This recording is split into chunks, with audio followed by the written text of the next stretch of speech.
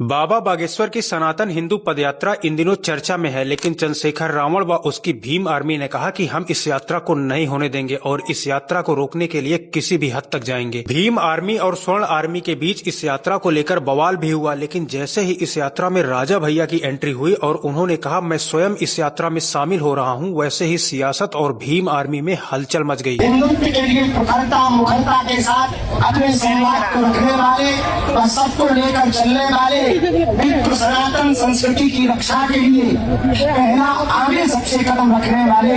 कुंदा के राजा भैया। राजा भैया के बयान के बाद सनातनियों में एक ऊर्जा आ गई और सब ने कहा राजा भैया सनातनियों के असली रक्षक हैं। कुछ लोगों ने राजा भैया के इस कदम को राजनीति से जोड़ा तो कुछ लोगों ने कहा कि राजा भैया की सनातन में बड़ी आस्था है, ब्राह्मणों के प्रति उनका सम्मान और धर्म की भावना उनके स्वभाव में है। बाहुबली के रूप में चर्चित राजा भैया खुद कहते हैं कि जिनके बाजुओं में गरीब मजलूमों और सनातनियों की रक्षा करने का बल है, वही असली बाहुबली है। अपने बेबाक अंदाज और बाहुबली छवि के लिए जाने जाने वाले राजा भैया ने इस यात्रा में शामिल होकर साफ कह दिया कि सनातन धर्म का अपमान बर्दाश्त नहीं किया जाएगा। राजा भैया के इस बयान के बाद भीम आर्मी एकदम बैकफुट पर चली गई, क्योंकि धर्म के इस रण में एक ऐसे क्षत्रिय की एंट्री हुई है जो धर्म से कोई समझौता नहीं करता।